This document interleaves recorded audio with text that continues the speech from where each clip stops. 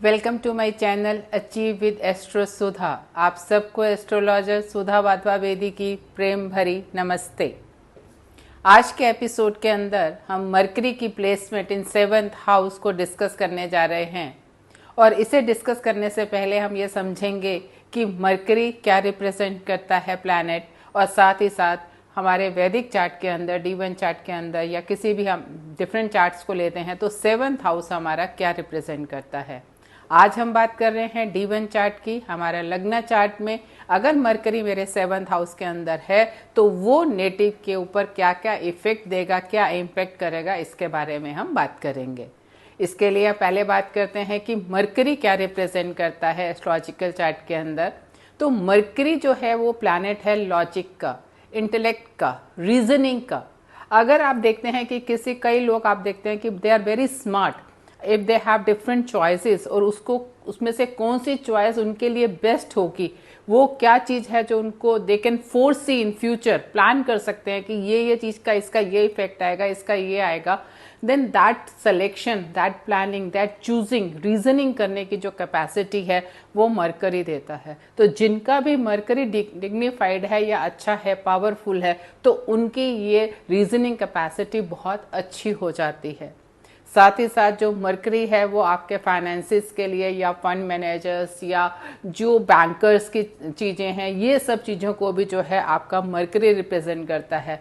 बहुत अच्छे अच्छे फंड मैनेजर्स जो हैं उनके with good dignified mercury and with having a different relations with your कर्म भावा के साथ वो लोग होते हैं। आज की डेट के अंदर 21st सेंचुरी के अंदर मरकरी एक ऐसा प्लैनेट है जिसकी अच्छी एग्जिस्टेंस के बिना आप अपनी लाइफ को इमेजिन नहीं कर सकते, क्योंकि ये एक ऐसा प्लैनेट है जो मल्टीमीडिया के साथ कनेक्टेड है।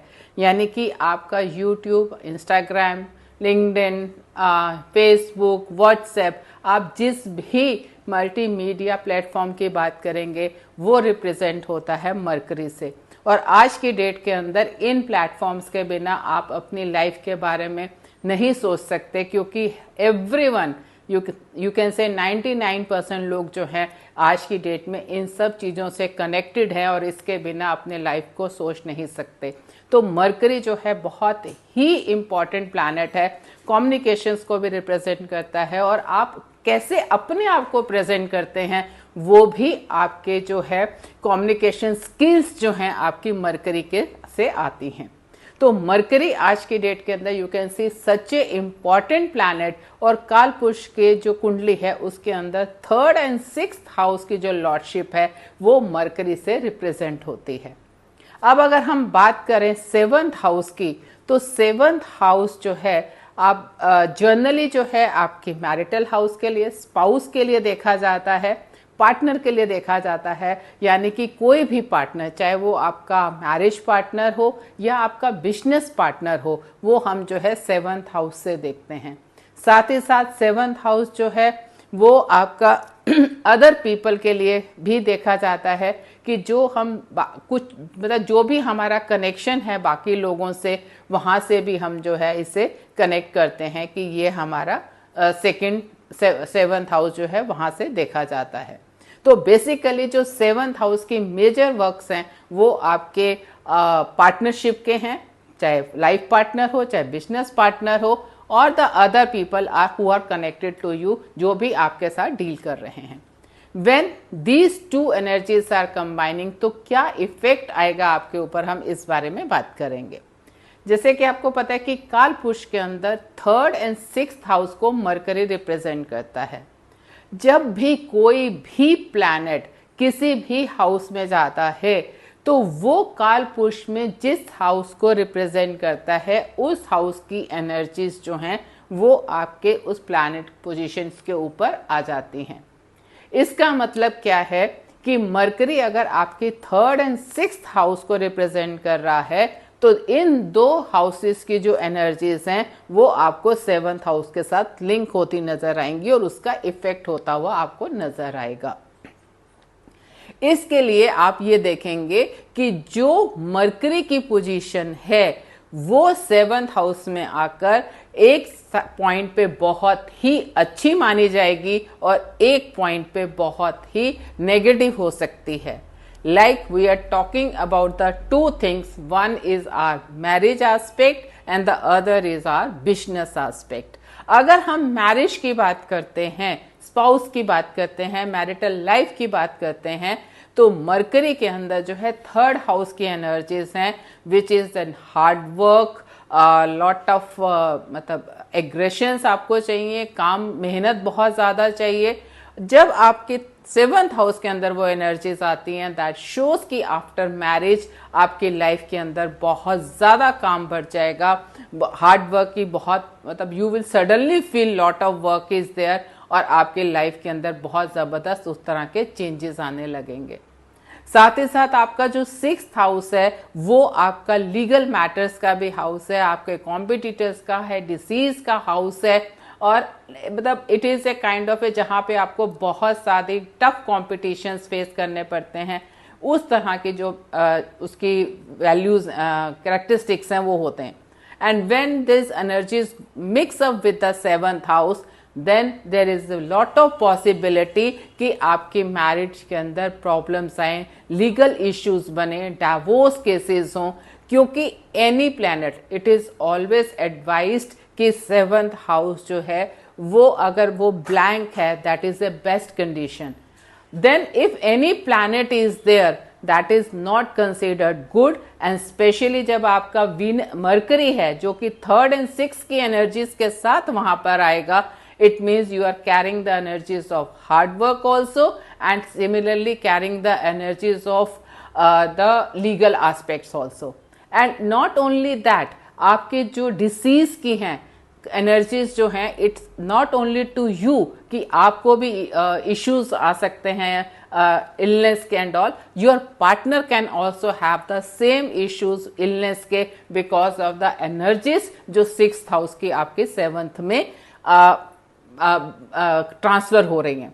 So if we talk about the marriage point of view, then this Mercury is not considered good at all कि वो यहाँ से करे.